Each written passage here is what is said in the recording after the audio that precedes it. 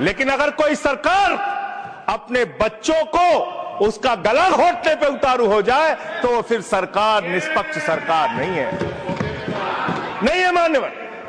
वो सौतेली मां है, वो सौतेली मां है, उसका व्यवहार सौतेला है।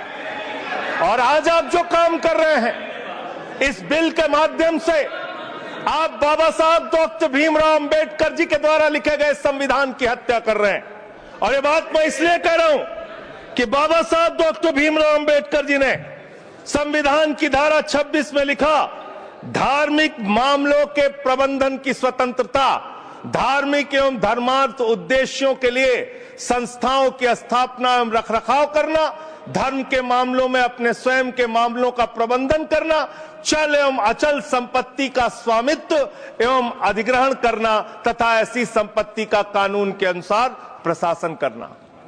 यह अधिकार आपने नहीं दिया, यह अधिकार किसी भारतीय जनता पार्टी के लोगों ने नहीं दिया। यह अधिकार बाबा साहब डॉक्टर भीमराव अंबेडकर जी के द्वारा लिखे गए भारत के संविधान ने दिया मानकर, और आप उस संवैधानिक अधिकार को छीन रहे हैं एक गैर संवैधानिक बिल लाके। क्या क्या लिखा इस कानून के अंदर आपने, किस तरीके से आपने इस संविधान की हत्या करने का काम किया। आप बड़ी बड़ी बातें कर रहे हैं।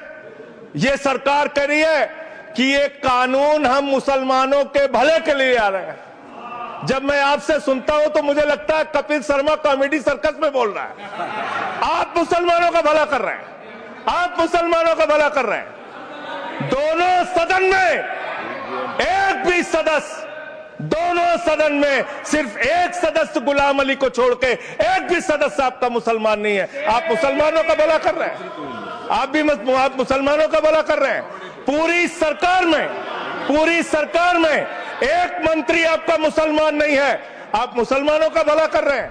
दो नेता अपने घरों में आपने बैठा दिया, मुख्तार अब्बास नकवी, शाहनवाज हुसैन, दोनों की राजनीति आपने खत्म कर दी। आप मुसलमानों का भला कर रहे हैं, आप मुसलमानों का भला कर रहे हैं, आप मुसलमानों का भला कर रहे हैं। अरे सुनना सीखो पहले। मानवर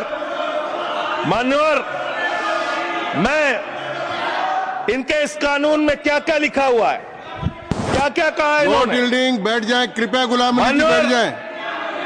धार्मिक संपत्तियों को, ये बिल